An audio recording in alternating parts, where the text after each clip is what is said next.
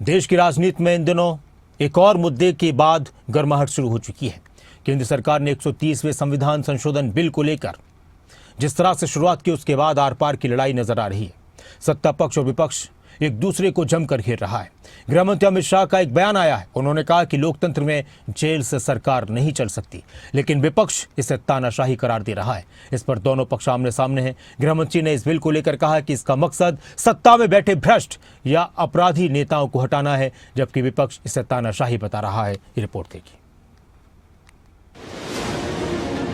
देश में कोई भी मुख्यमंत्री हो, मंत्री हो या प्रधानमंत्री हो, जेल में रहकर सरकार नहीं चला सकती। देश के गृह मंत्री अमित शाह कह रहे हैं लोकतंत्र में जेल से शासन नहीं चल सकता और इसी को रोकने के लिए बिल जरूरी है कि इस देश में कोई भी मुख्यमंत्री हो, मंत्री हो या प्रधानमंत्री हो, जेल में रहकर सरकार नहीं चला सकती। पहले कानून बने होंगे, संविधान बना होगा, तब संविधान निर्माताओं ने ऐसी निर्लज्जता का कल्पना नहीं करा होगा कि कोई भी मुख्यमंत्री जेल में जाएगा और अंदर से मुख्यमंत्री बना रहेगा।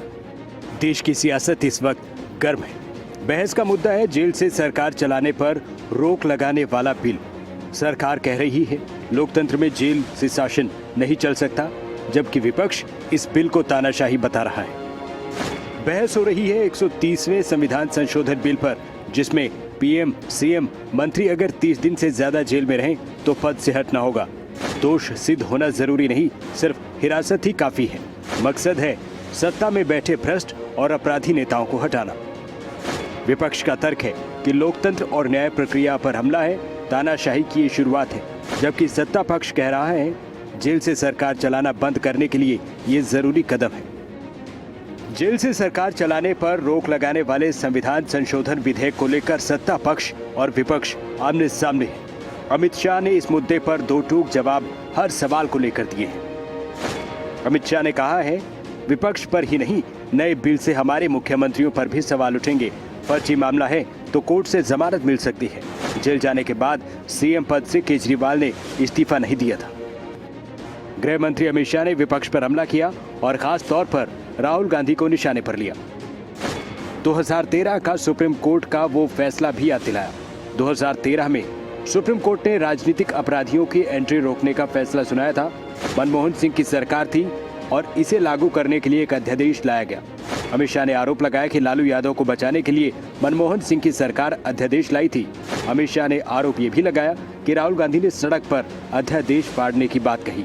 जब यूपीए की सरकार थी, श्री मनमोहन सिंह जी इनके प्रधानमंत्री थे और लालू प्रसाद यादव जी इनके मिनिस्टर थे।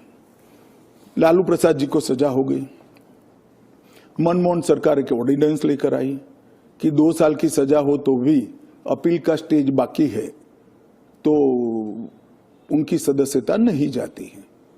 यही मॉरल ग्राउंड था जो आप कोट कर रही हो।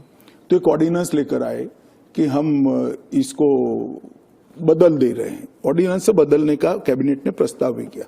यही श्री राहुल गांधी इसको कंप्लीट नॉनसेंस कहकर सार्वजनिक रूप से प्रेस कॉन्फ्रेंस में फाड़े थे। सियासत गरमाई है और सरकार के बिल को विपक्ष सियासी हथियार के तौर पर देख रहा है।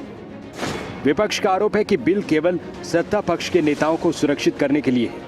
विपक्षी नेताओं पर दबाव बनाने के लिए बिल का इस्तेमाल होगा। लोकतंत्र की आजादी और विपक्ष की भूमिका कमजोर हो सकती है। राजनीतिक विरोधियों पर दबाव बनाने के लिए एजेंसियों का दुरुपयोग होगा। झारखंड में क्या हुआ? जो वहां के मुख्यमंत्री को जेल भेजा गया, हाईकोर्ट ने जो जजमेंट दिया उसको पढ़ लीजिए जमानत की, कि इसमें तो कोई अपराध हो, आरोप बनता नहीं। यही स्थिति कम बेसी केजरीवाल जी की है। तो यानी कि आपकी सरकार जो कुख्यात है अपने विरोधियों को फंसाने के लिए, वो किसी ईडी से, सीबीआई से, जो आपके बिल्कुल एजेंट के तौर पर काम कर रहे हैं, जिन्होंने स्वायत्ता समाप्त हो गई है, वो भाजपा के एजेंट के तौर पर काम कर रहे हैं, उनसे आप किसी मुख्यमंत्री, किसी मंत्री को आप किसी मुकदमे में फंसा दीजिए। नहीं, देखिए अमित शाह जी, मैं समझता हूं कि मूलतः अभी भी राजनेता नहीं बन पाए।